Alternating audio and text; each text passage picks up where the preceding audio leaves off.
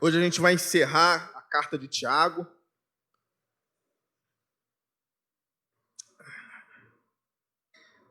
Tiago, capítulo 5, versículo 19.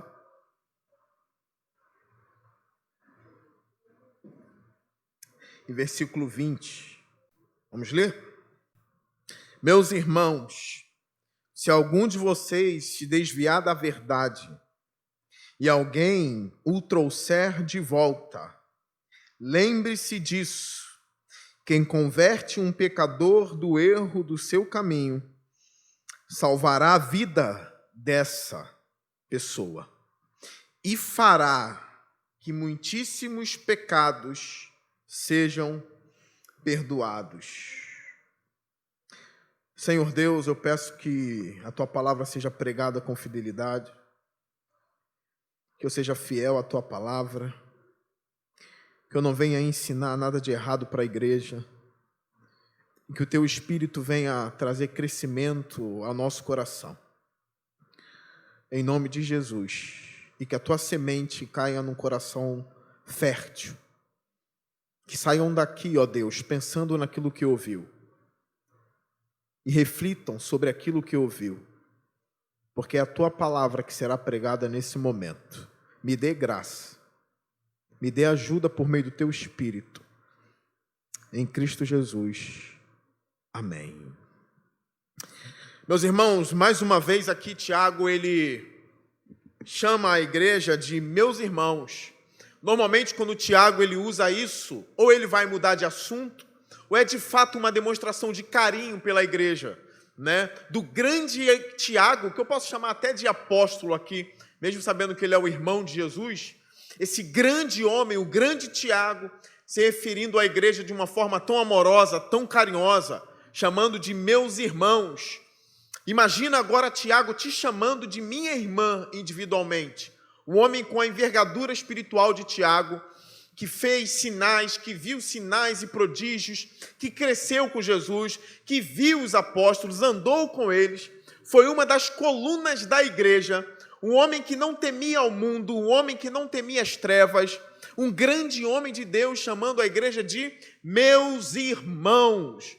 A gente encontra aí algumas culturas estranhas em algumas igrejas, né?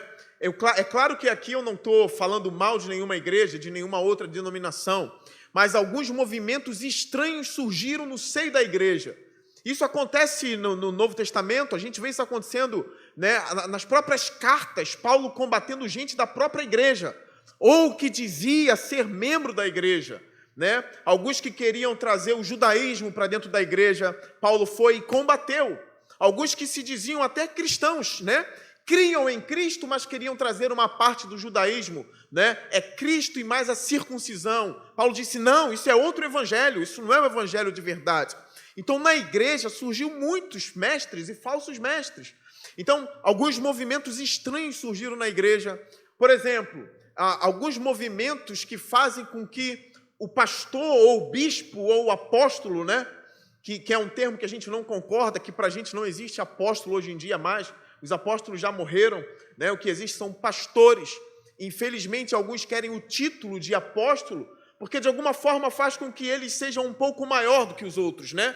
É o apóstolo tal que pastoreia aquela igreja, é o apóstolo tal que vai vir aqui hoje. Então, o que está na mente da pessoa? Bem, Paulo era um apóstolo, e agora o Zé também é um apóstolo, então eles estão no mesmo patamar, né? Isso aí é incabível, não tem como, entende? Então, mas alguns usam disso para ser dominadores do rebanho do Senhor.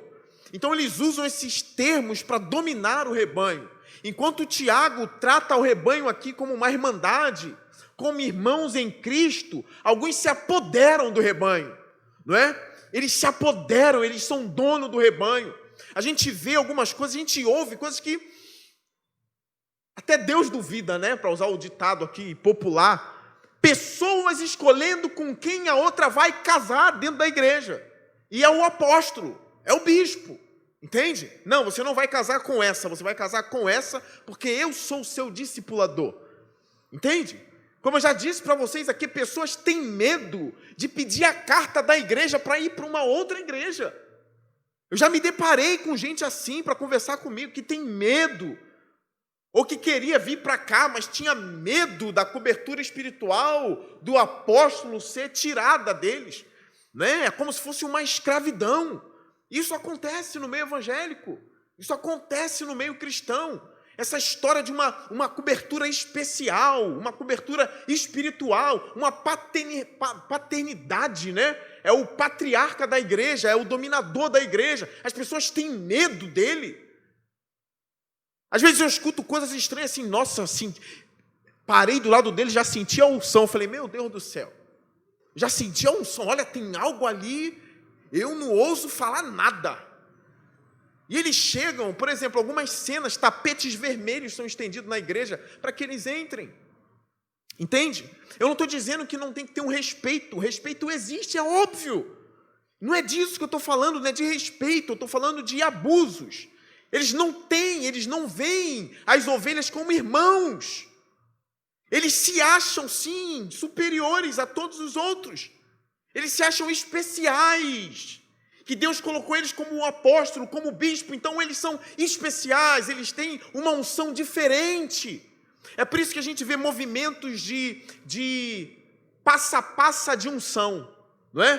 Por exemplo, a pessoa vai para uma conferência onde o apóstolo tal vai estar lá e ele quer receber a unção dele.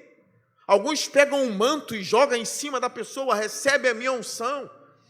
Todas essas coisas acontecem por causa desses movimentos que foram surgindo, desses abusos que foram surgindo. E assim, dá para perceber também que tem pessoas que gostam de estar nesses lugares. E que quando entram numa igreja onde um pastor fala com todo mundo, trata todo mundo estranha. Eu acho que não é assim, não é um bispo, né? É um homem de Deus, mas não é o bispo, né? Não é o apóstolo, né? Porque o apóstolo não age assim. O apóstolo não fala assim, não é? O apóstolo, ele estende a mão para ser beijada. O apóstolo acaba o culto, ele entra na sala dele, só vão ver ele no outro culto, se ele tiver. Entende? Mas é uma cobertura espiritual, não importa o que ele faça. Ele tem algo especial e as pessoas tremem debaixo daquilo ali, não é? É por isso que muita gente se desvia e diz assim, eu me desviei porque os evangélicos são falsos, os pastores são falsos. Eu fui abusada espiritualmente na igreja pelo apóstolo, que se achava o dono da minha alma. Então é assim os evangélicos. Eu pergunto para vocês aqui, é assim? Não é assim. Não é assim. A gente vê um monte de gente desigrejada por causa disso, de abusos que sofreram na igreja. Mas para ler aqui a epístola de Tiago. Que abuso tem nisso aqui? Um homem que andou com Cristo escrevendo, meus irmãos. Com quem que ele aprendeu isso, hein? Meus irmãos. Alguém que tinha o poder, que poderia dizer, meus servos, não é? Sujeitem-se a mim como servos. Ele não é doido de dizer isso. A gente tem que aprender uma coisa, a igreja de Jesus pertence a Jesus e não a pastores. E é um pastor falando isso para vocês. Vocês não pertencem a mim, vocês sabiam disso? A alma de vocês, eu sei que eu vou prestar conta, porque cabe a mim pregar a palavra da verdade para vocês, ensinar vocês com fidelidade, com humildade, dedicar tempo para isso, para não deixar vocês se afastarem do caminho verdadeiro, da verdade. Entende? Eu vou prestar conta se eu preguei a verdade, se eu realmente coloquei vocês no caminho do Senhor, mas dono da alma é outra história. Eu não sou dono da alma de ninguém. Entende? O dono da alma aqui é Jesus Cristo, Ele é o dono da tua alma. E como eu já disse algumas vezes aqui, vocês estão debaixo da cobertura espiritual do sangue de Cristo, e não da minha cobertura espiritual. Entende? Não da minha cobertura espiritual. É por isso que a gente sabe tratar pessoas que chegam aqui e querem mudar de igreja assim, mas eu estou com medo do meu pastor não me dar a bênção. Estou com medo. Aí a pergunta, mas você fez alguma coisa lá? Eu não fiz nada. Você maltratou alguém? Você é algum rebelde vindo para cá para ser rebelde aqui também? Não, nada. Mas é porque ele não gosta disso. Então, se eu estou mudando, eu tenho que ter a bênção dele. Eu tenho medo de chegar lá e ele não me dá a bênção. Gente, se fosse assim, era só eu te abençoar aqui, entende? Mas não é disso, é uma convicção de que você está em Cristo. Entende? É uma convicção de que você é meu irmão em Cristo. Nós somos ovelhas do mesmo rebanho, de um só pastor. Isso é importante ficar na sua mente. É importante você aprender isso. Porque o dia que eu ousar maltratar vocês, como se eu fosse o general de vocês, vocês têm a palavra, ó. Se Tiago me chamou de irmão, quem é você para me tratar como servo? Entende? Você tem um respaldo bíblico. Como assim você está agindo como se fosse o meu Senhor? Se Tiago, aí você pode dizer assim, que é 1 milhão de vezes maior do que você me chama de irmão. Entende? Com o amparo das Escrituras. Essas coisas são importantes. E várias vezes Tiago chamou eles de irmãos aqui. Se a gente for ver no capítulo 3, meus irmãos, e em outras partes, senão eu vou perder tempo aqui. Meus irmãos. É um carinho que ele tem pela igreja.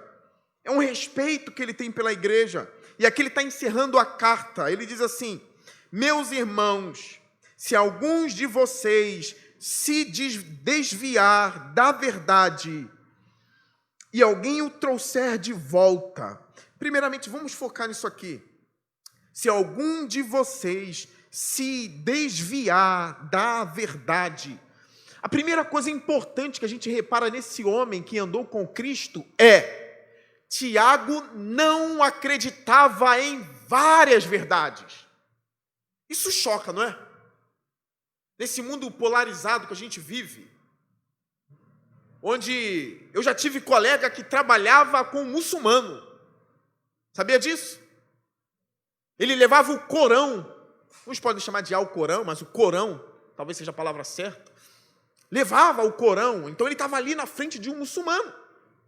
Então, alguns vão dizer, olha, o muçulmano fica com a verdade dele e você que é cristão fica com a sua verdade. Eu já demonstrei para vocês várias vezes aqui que isso não é possível. Porque a gente prega coisas opostas. Entende?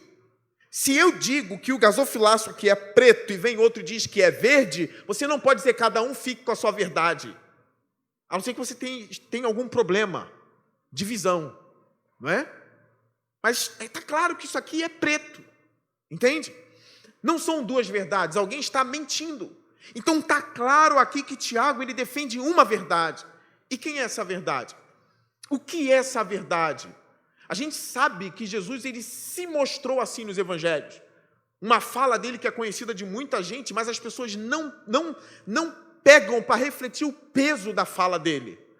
Agora, enquanto eu falar, reflitam no peso da fala dele. Jesus disse assim, eu sei que todo mundo sabe disso, mas olha o peso disso. Eu sou o caminho, a verdade e a vida. Ninguém vem ao Pai a não ser por mim. Gravaram isso?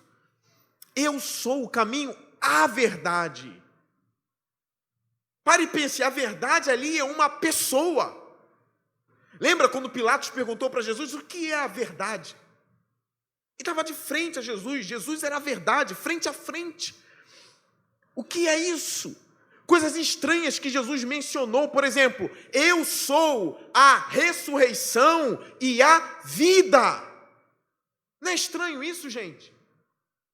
Um conselho que a gente pode dar para alguém que ainda não é da fé, que acha Jesus fofinho, né, um bichinho de pelúcia, leia os evangelhos. Leia o evangelho de João e se confronte com a palavra dele, com o que ele diz acerca de si mesmo. Com o que ele fala.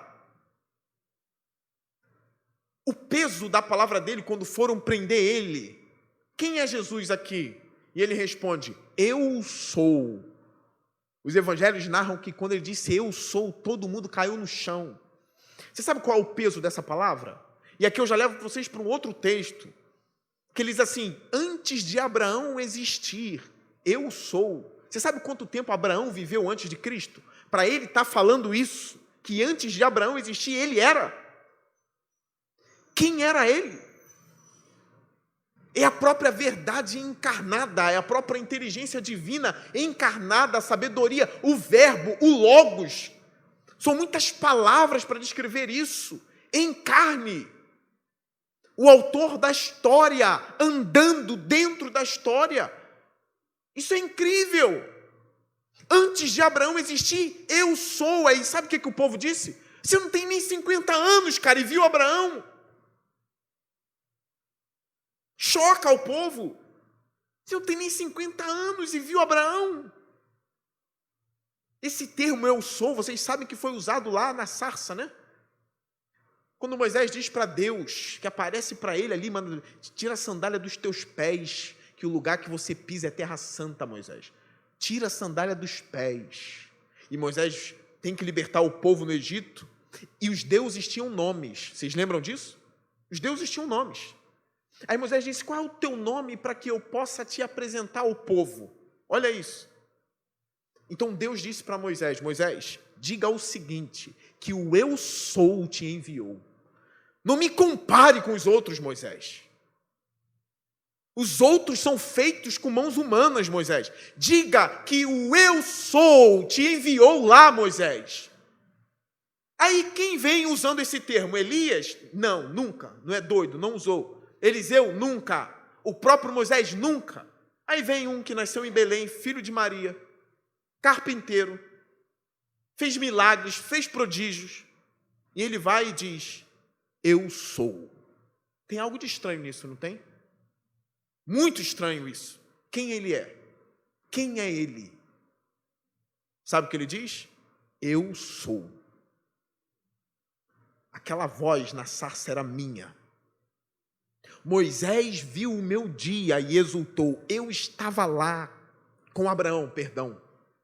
Eu estava com Abraão. Eu falava com Abraão.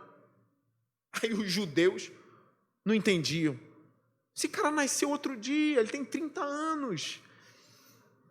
Quem é Jesus? É por isso que Tiago, ele defende isso, o desvio da verdade. Existe uma verdade no mundo, sim, gente. Onde ela está? Essa loucura de procurar várias verdades não tem como. Só existe uma verdade. E onde está? Onde está? Eu sei que alguns pensam assim, bem, primeiro eu vou pesquisar o islamismo inteiro, vou estudar para ver o que eu acho. Depois eu vou estudar o budismo inteiro e vou ver o que eu acho. Depois eu vou estudar o espiritismo inteiro e vou ver o que eu acho. Depois eu vou estudar um monte de coisa, né? Vou até para Umbanda, vou ver o que é e vou dizer o que eu acho. Depois eu vou estudar o cristianismo e vou ver o que eu acho. Aí morre, não deu tempo.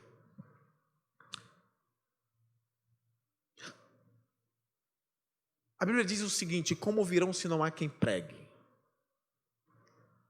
Como crerão se ninguém se dispõe a ir, a falar? A Bíblia diz que a fé vem pelo ouvir, e ouvir pela palavra de Deus. Sabe o que eu creio?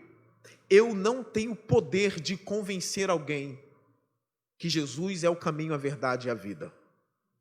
Por mais que eu use de sabedorias, de inteligências, eu não tenho esse poder. Mas eu sei que a palavra de Deus tem esse poder. Entende? De algo estranho acontecer. De o coração estar queimando como nunca queimou na vida. Como eu já disse para vocês, existia um grande matemático chamado Blaise Pascal. Pascal, ele era muito inteligente, sempre foi, ele é filósofo também. Ele se converteu lendo o Evangelho de João e caiu em lágrimas. Algo aconteceu enquanto ele lia. Algo foi tomando o coração dele enquanto ele lia.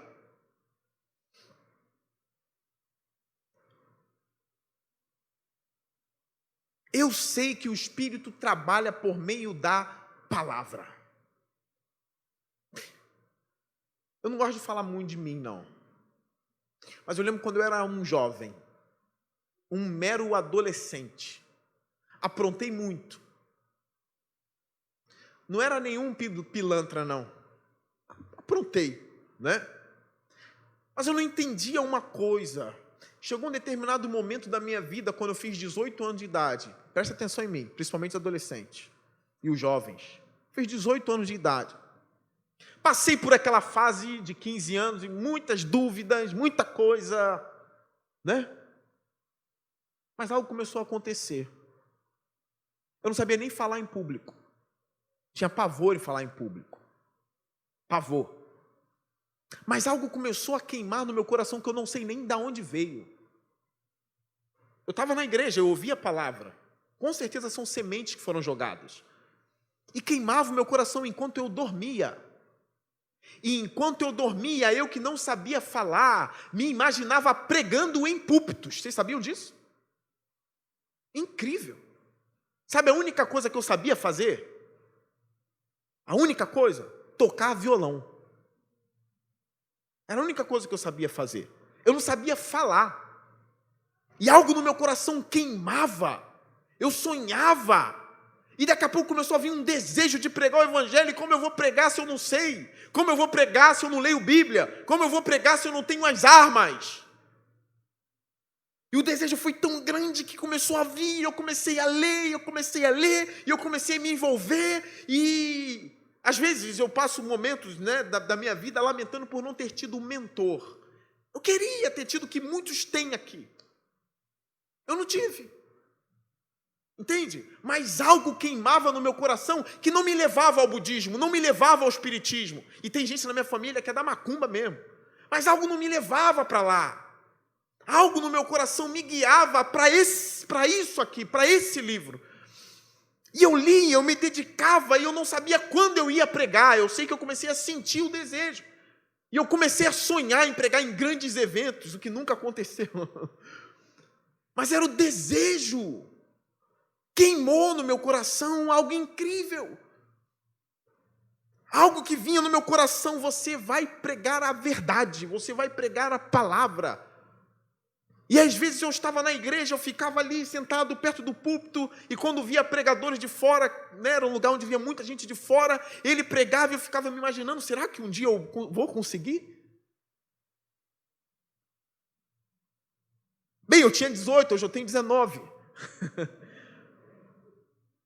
Olha quanto tempo, gente. Eu vou fazer 34.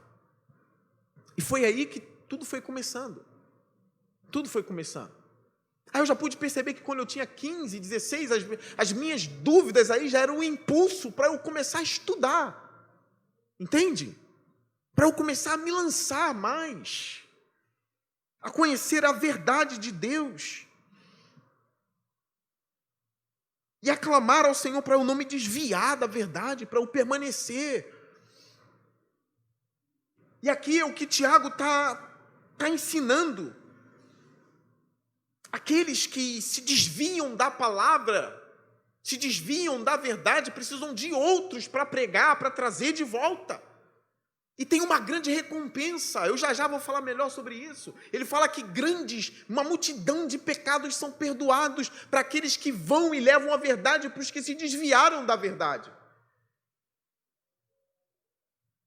É importante frisar isso. Tiago é um pregador da verdade, ele defende a verdade, e para ele não existe várias verdades. Para Tiago, só Jesus Cristo é o Senhor. Você já orou a Jesus? Tem pessoas que nunca oraram. Experimenta um dia. Curve a cabeça do nada em casa. Senhor, eu não sei o que é ser crente. Eu sei que eu estava numa igreja, eu ouvi a pregação da palavra. Eu ouvi falar que Jesus é o único Senhor, então eu curvo minha cabeça aqui e agora e eu clamo a Ti. Se Tu é o caminho, se Tu és o caminho, a verdade e a vida, salva a minha alma. Invoca o nome do Senhor. Todo aquele que me invocar, me achará.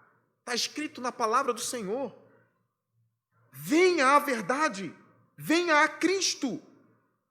Como eu preguei de manhã, e não tenha vergonha de ser cristão. Eu repito algo que eu falei pela manhã, né? Hoje, os jovens não têm vergonha de dizer que é Zé Droguinha. Eu vou ter vergonha de dizer que eu sou cristão. A coisa mais nobre que existe. Eu vou ter vergonha de ser cristão. As pessoas perderam a vergonha. E os crentes vão ter vergonha de dizer que são crentes. Que Deus nos dê mais ousadia para a gente poder dizer, eu sou crente, eu sou cristão, eu sou um servo de Jesus Cristo, Quem começava as epístolas assim? Paulo. Paulo, servo de Jesus Cristo. Servo de Jesus Cristo. Eu não posso ter vergonha de dizer: eu sou um servo de Jesus Cristo, com todas as minhas falhas, com os meus pecados, mas Ele é puro. E eu sou um servo dEle, apenas servo. Não tenha vergonha, ouse, trate a sua fé a partir de hoje de maneira diferente. Não tenha vergonha, você é cristão. Eu estou falando isso para vocês, são coisas que eu refleti na minha vida. Coisa que eu refleti, eu fiquei pensando, as pessoas não têm vergonha de dizer mais nada. E às vezes a gente se pega tendo vergonha de dizer que é cristão, dependendo do meio que a gente está. Principalmente se é um meio onde as pessoas acham que todo crente é burro, como eu falei de manhã, e tu já, tu é o quê? Eu sou um filósofo, mas cristão tu não vai falar. Você é o quê? Eu sou um teólogo. Não, eu sou cristão. A teologia é consequência disso. Entende? Estudo teologia porque eu sou cristão. É isso. É para isso. Então grava isso, meus irmãos. Quando vocês estiverem pensando, mas será que só existe? Mas vai na fonte. Os que andaram com Jesus Cristo defenderam que o caminho dele é a verdade. Essa é a fonte. Eles estão falando aquilo que ouviram do próprio Jesus Cristo.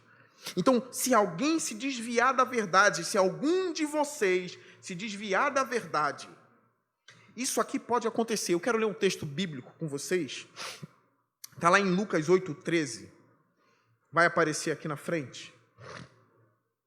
Olha o que diz em Lucas 8,13. Isso aqui serve de alerta para vocês. Eu cheguei a falar dessa passagem, mas só da boca, a gente não leu.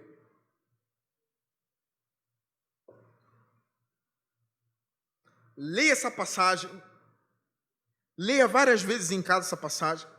Ore sobre essa passagem e tenha temor por causa dessa passagem. Que você tenha temor. Olha o verso 13. Aqui está falando das sementes. As sementes aqui são as palavras que Jesus lançava. Entende? É uma parábola. Semente significa palavra. É o que está acontecendo hoje. Eu estou lançando sementes. E ela está caindo em todo tipo de terreno aqui. Mas veja bem, olha um tipo de terreno em que a semente caiu. Olha o verso 13. As que caíram sobre as pedras são os que recebem a palavra com alegria. Quando a ouvem, olha para mim, o que é receber a palavra com alegria? A gente prega e as pessoas ficam, nossa, é a verdade, Jesus é meu rei, é meu Senhor, é meu rei, vai para casa me convertir, eu sou de Jesus, eu sou de Deus. Todo mundo olha e diz assim, eis ali um convertido, eis ali um seguidor de Jesus. Mas olha o que essa passagem diz. Voltando, verso 13. As que caíram sobre as pedras são os que recebem a palavra com alegria, quando a ouvem, mas não têm raiz. Creem durante algum tempo, mas desistem na hora da provação.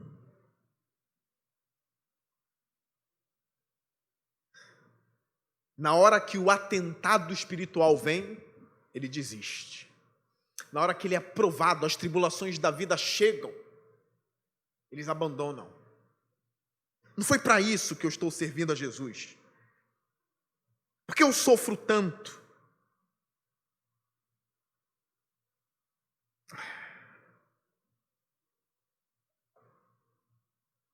Infelizmente acontece, irmãos. Infelizmente acontece. E acontece de forma pior.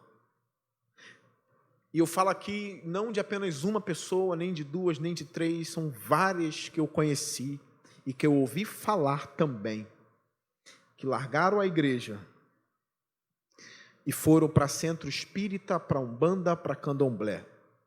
E o argumento, na maioria das vezes, é sempre, não foi só uma pessoa que fez isso. Tem um rapaz que de alguma forma eu cheguei a caminhar com ele durante um tempo. Ele foi um oficial da igreja. E que foi para macumba. E normalmente o que a gente ouve é: eu estava na igreja durante anos, lutei contra o desemprego, crises no casamento, e quando eu mudei para lá, os espíritos me deram tudo. Estou bem empregado, estou casado com uma mãe de santo, vivemos em harmonia, não temos problemas com coisas sexuais. Ou seja, eu não preciso explicar, né? Às vezes, lá pode tudo, em algumas circunstâncias. E abandono, Jesus não me deu nada. Aqui eles me deram tudo. Me deram uma casa, me deram um carro. O que eu pedi, eles me deram. Isso não é só de uma pessoa. Muitas fazem isso. Creram com alegria no início, mas acabaram tratando Jesus como se ele fosse um doador de bens materiais e não um salvador da alma. O bem mais precioso que um homem pode ter é o próprio Cristo. Como a gente cantou o louvor, ainda que a figueira não floresça, é lindo. Sabe quem falou isso? Às vezes a gente canta e não sabe que está cantando um texto bíblico. Foi Abacuque. É a oração de Abacuque. Isso é lindo, irmãos. Ainda que a figueira não floresça e não haja fruto na videira, eu me alegrarei em ti. Paulo chegou a dizer: eu sei estar bem abastado e não ter nada. Eu sei ter muito e sei estar onde não tem nada. Tudo posso naquele que me fortalece. Muitos abandonam a fé, muitos abandonam a verdade. Mas a boa notícia aqui é: aquele que traz de volta o desviado. Agora a gente entra nessa questão. É o que Tiago diz aqui. E alguém o trouxer de volta, ou seja, se algum de vocês se desviar da verdade e alguém o trouxer de volta, lembre-se disso. Isso aqui é como um prêmio para aquele que conseguiu trazer de volta. É como um prêmio, lembre-se disso. Quem converte um pecador do erro do seu caminho, salvará a vida dessa pessoa e fará que muitíssimos pecados sejam perdoados. Tiago acreditava na salvação da alma e na perdição da alma. Se você consegue puxar e trazer de volta um desviado, você está salvando a vida dele. Entende? E fazendo com que muitíssimos pecados que ele cometeu sejam perdoados. Trouxe de volta. Eu lembro aqui do testemunho do pastor. Todo mundo sabe que eu admiro o pastor John Piper. É um homem de Deus. E quem se aprofundou na vida dele sabe que é um homem de Deus. Um homem de Deus, um santo homem de Deus. E o John Piper disse que uma das coisas mais tristes que aconteceram na vida dele foi quando o filho dele, o filho do pastor da igreja, de uma grande igreja, de um dos pastores mais conhecidos do mundo, se desviou.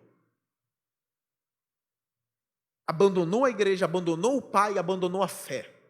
Ele falou: foi uma das coisas mais tristes da minha vida. E ele disse que ele corre todo dia de manhã na esteira e todo dia ele chorava e orava pelo filho, todo dia. Porque ele acreditava que o Espírito Santo poderia quebrar o coração de pedra do filho. Ele acreditava nessa doutrina da esperança, de que Deus não perde para o coração do homem. Então ele clamou por Deus e ele lembrava assim, ele disse: algo que me trazia memória é incondicional. O amor é incondicional. Por que é incondicional? Não depende das condições em que o filho dele está vivendo. Imagine se fosse condicional. Nunca aquele menino ou aquele homem poderia voltar. Porque as obras dele não iriam atrair a Deus, porque eram obras de trevas. Então ele ficava na mente, é incondicional. Deus o escolheu antes da fundação do mundo. É incondicional, ele não vai perder o meu filho. Aí passou 1 ano, passou 2 anos, passou 3 anos, 4, se eu não me engano, 5 anos. Ele dizia que enquanto comia com o filho dele, tentava falar da igreja e da fé, não tinha expressão no rosto do filho dele. Tipo assim, pai, eu sou uma pedra, não adianta, eu não vou voltar. E aquilo era uma facada no coração dele, um dos maiores pastores do mundo. E ele orando todos os dias, até que depois de anos, o filho dele entra pela igreja e volta para Cristo. Volta para Cristo. Aquele que se afastou pode um dia sim voltar. Aquele que se afastou e está há 10 anos fora dos caminhos do Senhor, ele pode sim voltar. Não deixe de orar. George Miller, ele disse o seguinte, foi um grande homem de oração, ele disse assim, eu tenho orado por muitas almas, e eu sei que eu vou encontrar muitas delas no céu. Mas existe uma pessoa que eu venho orado por 50 anos. Mas eu creio que um dia eu encontrarei também essa pessoa lá. Ore por aqueles que se afastaram. A gente está em mês de missão. Não é somente ganhar aqueles que nunca ouviram, mas é tentar ganhar alguns afastados. Eu digo para você, não é fácil, tarefa difícil. Eu já tentei. Tarefa difícil. Mas tem momentos que a gente já tentou, o que resta é a oração. E Deus sabe trabalhar. Amanhã ou depois pode estar entrando aí por essas portas, clamando pelo socorro de Cristo. Isso é benéfico. Isso é bom. E eu quero aqui fechar o sermão mostrando para vocês o caráter de Deus e como Deus lida com o pecado. Como Deus lida com o pecado daqueles que vêm até Ele. Eu quero levar vocês até o Salmo 103. Se você puder lembrar dessa passagem em casa e ler sobre essa passagem, aqui está o caráter de Deus. Você quer saber quem é Deus, como Ele age? Não é isso? Algumas pessoas falam assim, Deus é um cara carrancudo. Espera aí, lê a Bíblia e diz quem... Calma, lê e veja quem Ele é.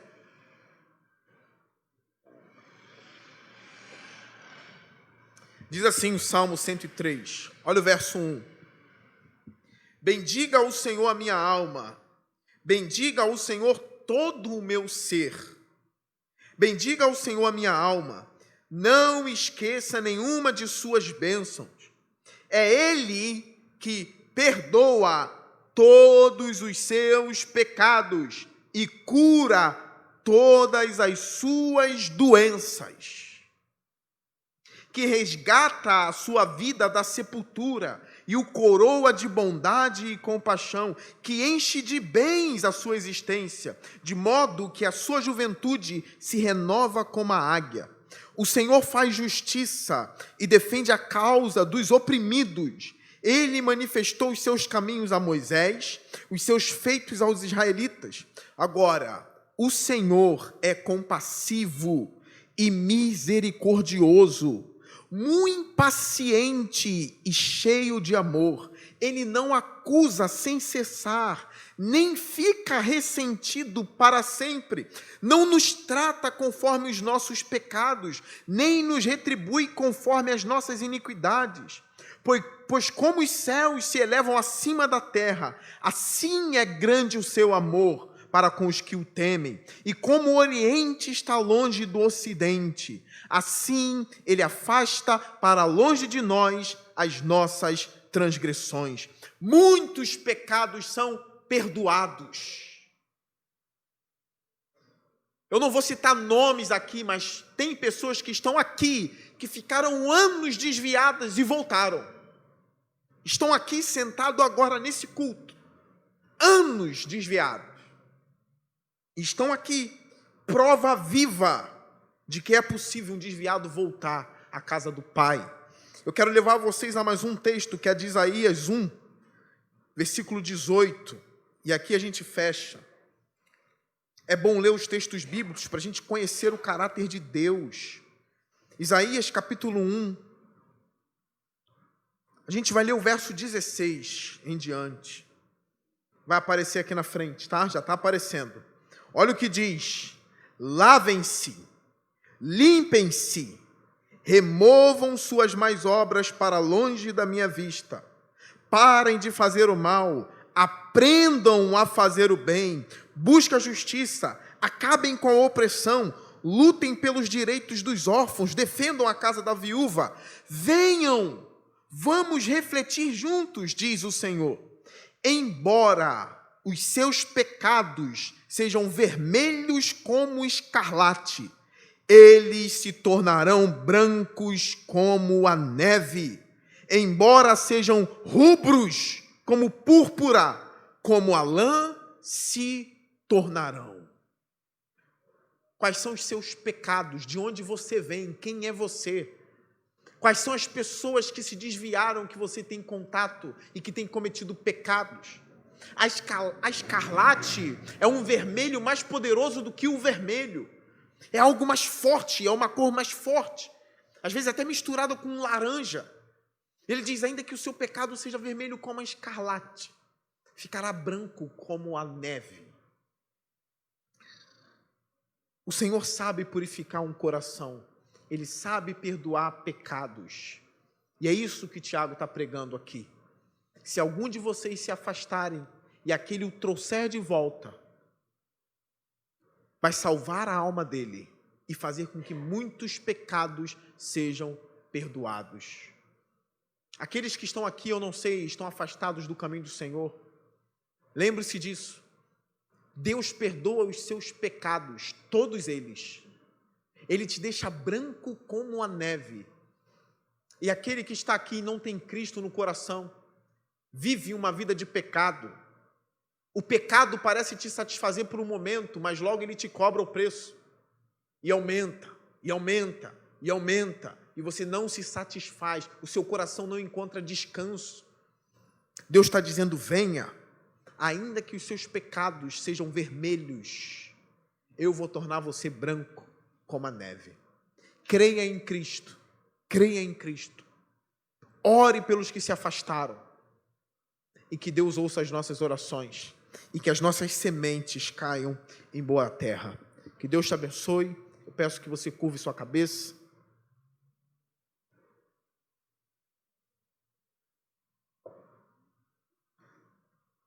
Eu quero orar por você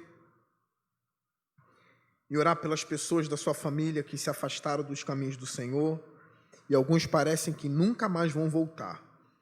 Mas a última palavra não é dele nem minha. A última palavra é de Deus. Então vamos clamar juntos. Curve sua cabeça. Senhor Deus, a gente ora no nome de Jesus Cristo. A gente clama a Ti, Senhor Deus, por todos os que estão aqui. Perdoa os nossos pecados, Senhor. Lance para longe de nós todos eles, Senhor. Se alguém entrou aqui precisando, ó Deus, ouvir essa palavra, Senhor, transmita ao coração dessa pessoa que ela está no lugar certo para ouvir aquilo que é certo, Senhor. E perdoa os pecados, ó Deus, dessa pessoa. Se há alguém aqui que precisa voltar para a fé, Senhor, que volte a ouvir esse sermão, Senhor.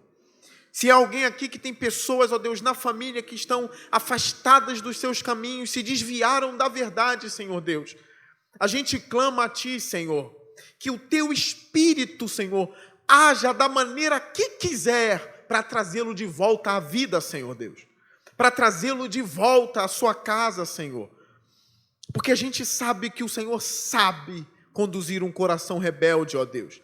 Então a gente clama, a gente pede, Senhor, traz de volta os que se afastaram, traz de volta os desviados, Senhor Deus. Salva aqueles que nunca fizeram parte do corpo de Cristo, Senhor. E ao mesmo tempo eu faço um clamor por nós aqui, Senhor, que a gente não se desvie da verdade, ó Deus. Que os nossos pés não venham abandonar esse caminho maravilhoso que é te servir, que é ter o Deus poderoso do nosso lado, o Criador dos céus e da terra, que enviou Jesus Cristo para morrer por nós, que é Deus verdadeiro, Senhor. Que a gente não se afaste dessas verdades, Senhor. Que a gente tenha sempre a quem clamar, e o Senhor é o topo, ó Deus. É o único que quebra todas as cadeias, que derruba todas as muralhas, Senhor. É o único que nenhum outro espírito pode dizer: aqui o Senhor não pisa, porque ninguém ousa te desafiar, ó Deus. O Senhor é o dono de tudo, ó Deus. De todos os lugares, o Senhor reina em tudo. E é bom ter o Rei de todas as coisas conosco, como nosso Deus, Senhor, como Salvador da nossa alma. Então eu peço, Senhor Deus, não deixe que a gente seja destruído em tentação, não deixe que na provação a gente abandone a fé, Senhor, mas nos faça mais firmes, mais crentes, mais fiéis, Senhor, e que o nosso amor por Jesus Cristo cresça, Pai. A cada dia, Senhor Deus, a cada dia que a gente venha crescer no amor de Cristo. Essa é a minha oração para essa igreja, Senhor. Ouça essa oração, Pai.